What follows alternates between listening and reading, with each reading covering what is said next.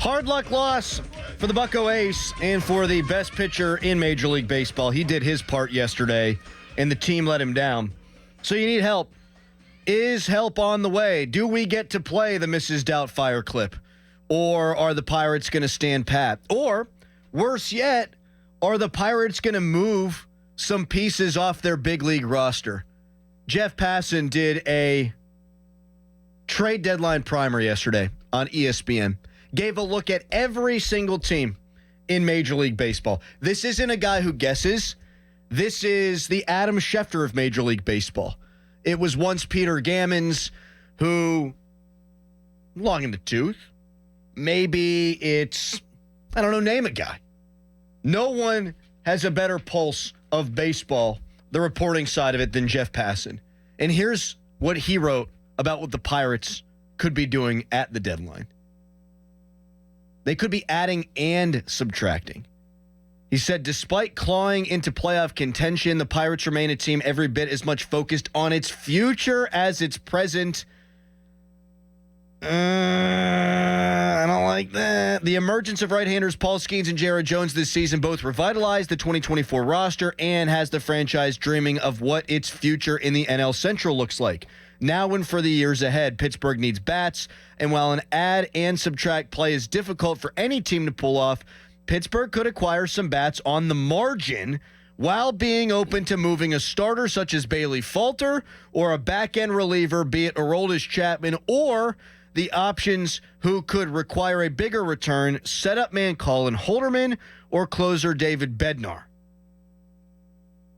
If the Pirates traded David Bednar in the next week, people are going to burn PNC Park, not literally, to the ground. Yes. You cannot do that. You probably shouldn't be trading Chapman either. And I wouldn't trade Bailey Falter because, as we're seeing, injuries happen. But let's break this thing down chapter and verse here, Dorin. First, it's the Pirates are dreaming of what its future is in the NL Central looks like now and for the years ahead. Hello? Now is the future. Now the NL Central is up for grabs. St. Louis ain't great. Chicago and Cincinnati have announced that they are selling. Yes. The Pirates just took 2 out of 3 from Milwaukee. They're no juggernaut.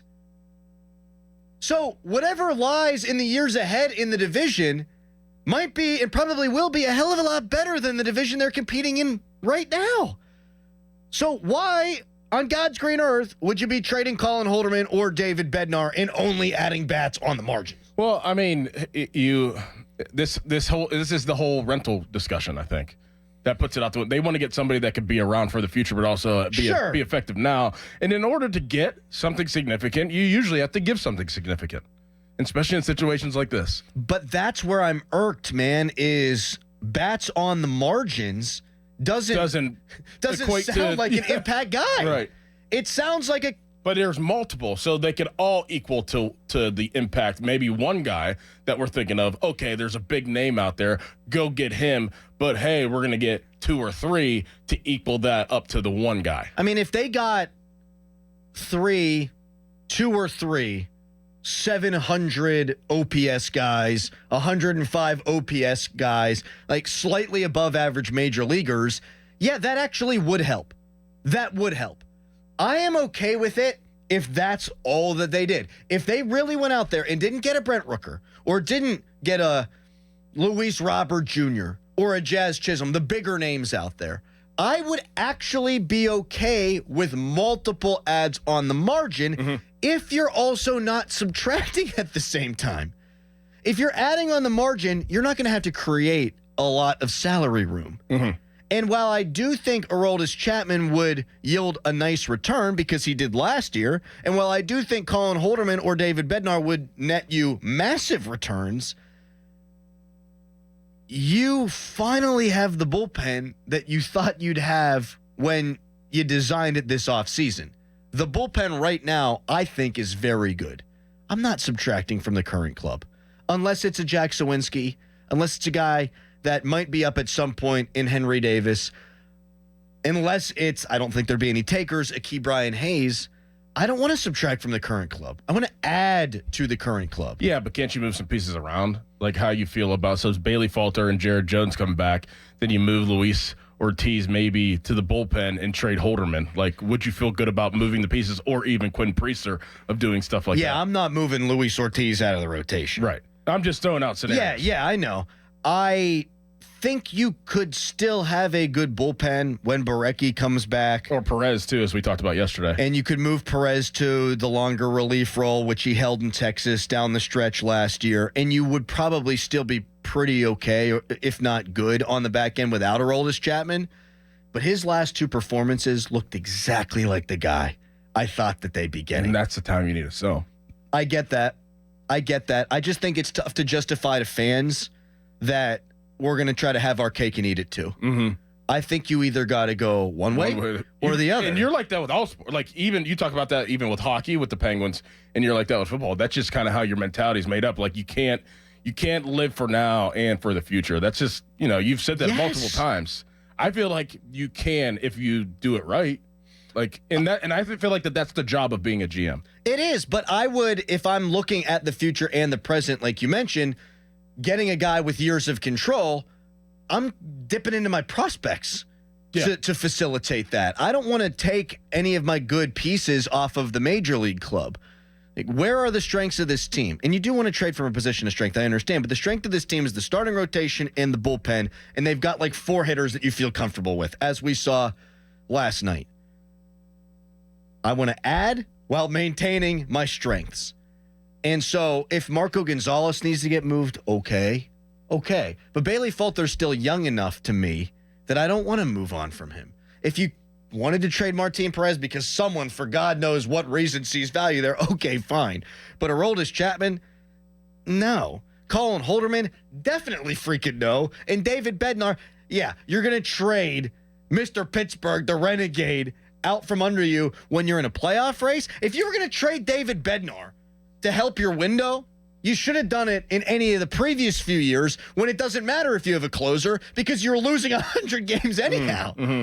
Like, if you were going to trade David Bednar, you could have done it over the offseason, or you could have done it the previous offseason, or either of the previous 2 trade deadlines. So, I mean, you only have Chapman for a couple more months, right?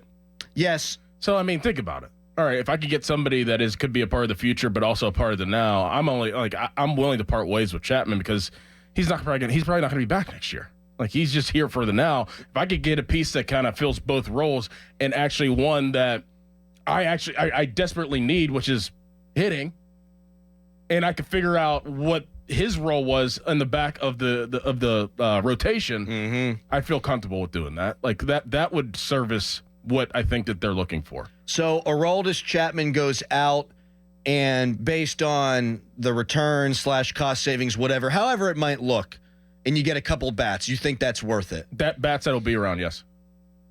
What about 1 bat that's around and 1 bat that's a rental? I think I might be okay. I'd be okay with that. I just think in a way you're cutting off your nose to spite your face. In my opinion, slightly. Like, yeah, you are a little bit, but I think that you'll come out on top with what you would get in return from Chapman, and you could figure that out easier than you could figure out the hitting situation. Well, that I do agree with, but I think you can continue to have an elite bullpen, which it's been of late, by keeping Chapman, and then you trade prospects to get those hitters. Do you think that if Chapman is traded, that they fall off significantly? I think I'd be worried more at the end of games than I am right now. Yeah. For sure. The way that he has pitched lately, it looks like he's found it. And, hey, he's high beta. Sometimes he's really bad. Can't find the backside of a barn or whatever that saying is, or boat falling out of a river. I did that backwards. Sometimes he's been really bad. Of late, he's been so good. And I think you can get what you need by giving up prospects and still maintain having that dynamite 103-mile-an-hour throwing reliever. My big concern, Dorin, is that I think Cherington signed Chapman with the idea that he was always going to move him at the deadline. Mm-hmm.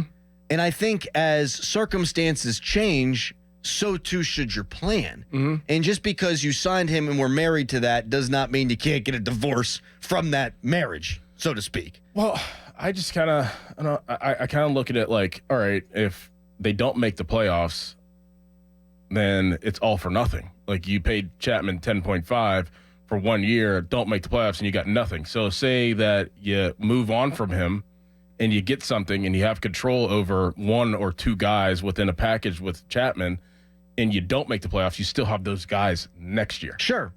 I just think this is probably their best chance to I don't think he's the missing in. I don't think he's a missing piece of them getting in, is my point, really. Like, I don't understand that. I don't think that his performance is gonna predicate on whether they get in or not. Mm-hmm.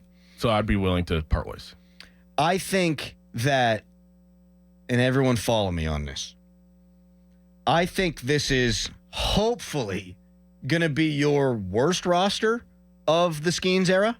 Like, hopefully, ideally, right? It should be your worst. However, it might be the worst the National League is in that time. Yep. And so if I can keep Chapman and then get nothing for him at the end of the year, but he helps boost my chances and I can still add bats by giving up prospects, I would be much more inclined to do that.